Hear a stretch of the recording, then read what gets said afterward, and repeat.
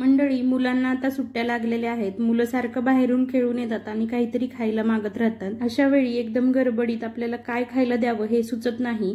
त्यावेळी आपण काय करतो की बाहेरचं पॅकेट्स मधलं खायला देतो। त्यामुळे मुलांना मधल्या वेळेत खाण्यासाठी अगदी 10 मिनिटांमध्ये तयार होणारी मस्त कुरकुरीत आणि चटपटीत अशी रेसिपी आपण आज बघणार आहोत।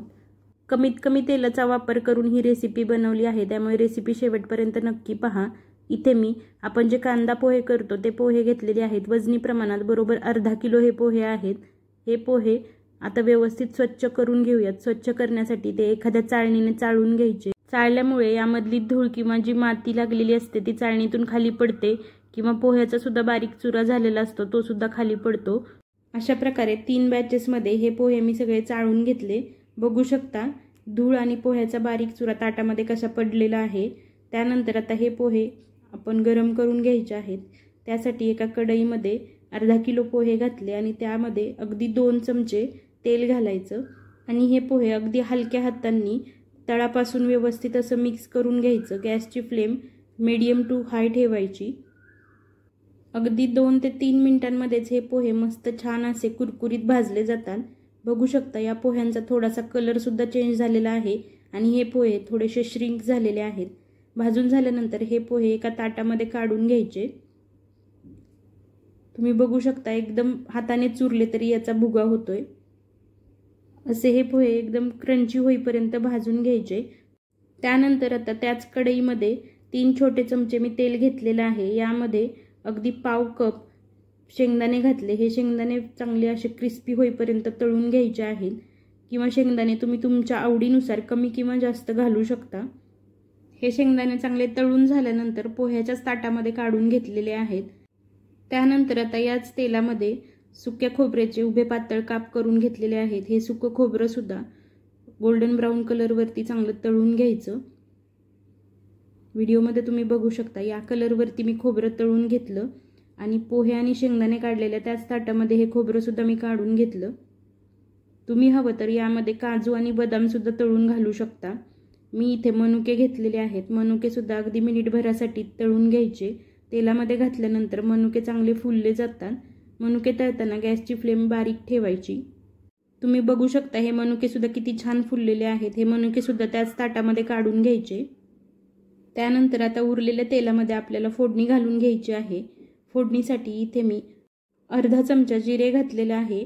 जिरे छान असं फुललं की त्यामध्ये 4 बारीक तुकडे करून घेतलेल्या मिरच्या घातलेल्या आहेत, किंवा तुम्ही इथे मिरची तुमच्या आवडीनुसार कमी किंवा जास्त घालू शकता। माझा मुलगा जास्त तिखट खात नाही, त्यामुळे मी 4च मिरचीचे तुकडे वापरले। आता ही मिरची चांगली क्रिस्पी होईपर्यंत तळून घ्यायची। मिरची जर कच्ची राहिली तर तुमचा तयार होणारा चिवडा सुद्धा चिवट होऊ शकतो।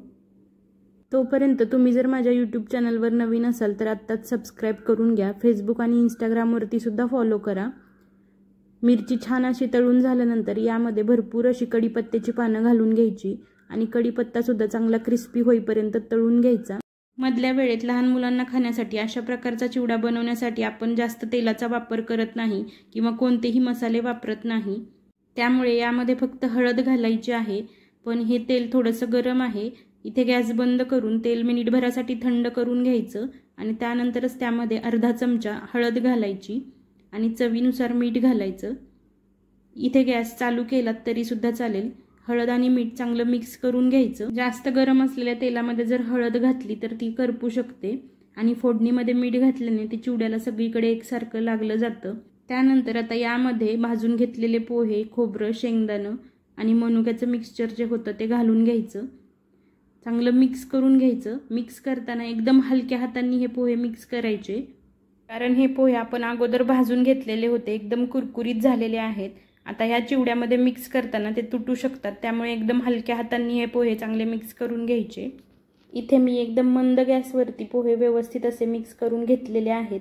आता यानंतर यामध्ये एकदम चटपटीत अशी चव येण्यासाठी अगदी 2 चमचे पिठी साखर घालायची, किंवा तुम्ही तुमच्या आवडीनुसार कमी किंवा जास्त पिठी साखर घालू शकता, किंवा नसेल आवडत नाही घातली तरी सुद्धा चालेल। पिठी साखर सुद्धा व्यवस्थित अशी या चिवड्यामध्ये मिक्स करून घ्यायची। अशा प्रकारे कमीत कमी तेलाचा वापर करून कोणतेही मसाले न वापरता लहान मुलांना मधल्या वेळेत खाण्यासाठी आपण कुरकुरीत असा पोह्यांचा चिवडा बनवलेला आहे।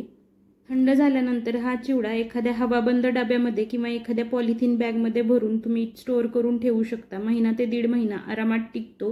अगदी आहे तसाच कुरकुरीत राहतो. तुम्ही सुद्धा नक्की बनवून बघा. अगदी 10 मिनिटात बनवून तयार होतो. यातला एक घास आता तुम्ही पण टेस्ट करून बघा. क्रिस्प तुम्ही ऐकू शकता.